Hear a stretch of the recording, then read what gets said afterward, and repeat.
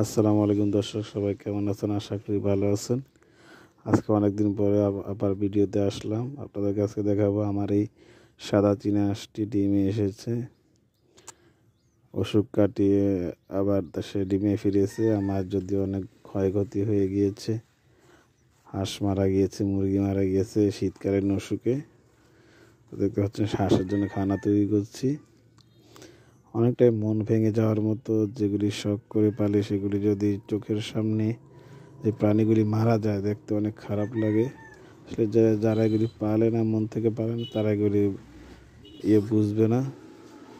জিনিসটাকে শখ করে পালবেন, সেটি ওদের সামনে মারা গেলে অনেক খারাপ লাগে। আর আরেকটা বিষয় হচ্ছে, এখন ওদের খানার দাম অনেক বেশি।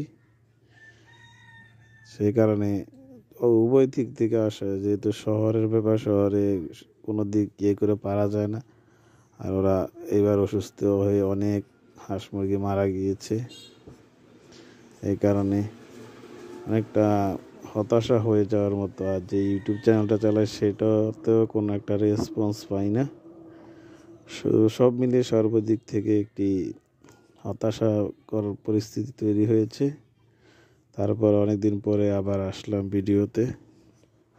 আপনারা সবাই কেমন আছেন? আশা করি লাইক, কমেন্ট, সাবস্ক্রাইব করে আমার পাশে থাকবেন, সুস্থ থাকবেন, আর আমার জন্য দোয়া করবেন।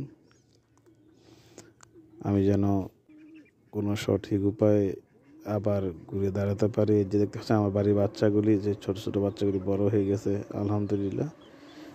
এখান দিয়ে একটি ভালো নিউজ।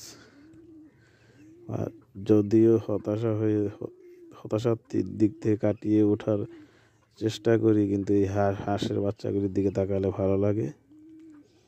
কারণ এদেরকে আমি ছোটবেলা থেকে বাচ্চা ফুটিয়েছি। 4টি বাচ্চা শীতকালীন অবস্থায় 4টি টিকেছে। সবাই দোয়া করবেন, আর সবাই বেশি বেশি করে সাপোর্ট করবেন। লাইক, কমেন্ট, সাবস্ক্রাইব করে আমার পাশে থাকবেন।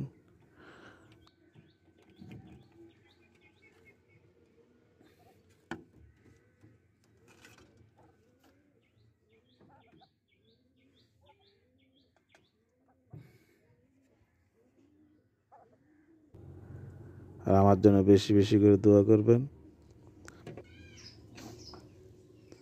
দেখতে পাচ্ছেন আমার হাঁসের বাচ্চাগুলি।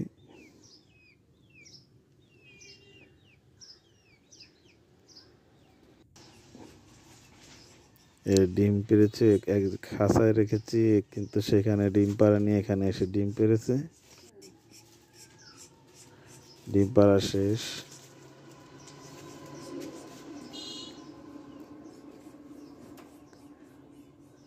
এত চিপে এসে ডিম পেড়েছে, সেখান থেকে ডিম উদ্ধার করা সম্ভব হয় না, এত ভিতরে ডিম পেড়েছে। দেখতে পাচ্ছেন কত ভিতরে এসে ডিম পেড়েছে। ওই যে ডিমটি দেখা যাচ্ছে, উদ্ধার করা সম্ভব হচ্ছে না। তারপরেও চেষ্টা করতেছি বাইর করার মতো। আজকের মতো এতটুকুই। সবাই সুস্থ থাকবেন, ভালো থাকবেন। আল্লাহ হাফেজ। আমার চ্যানেলটিকে সাবস্ক্রাইব করবেন।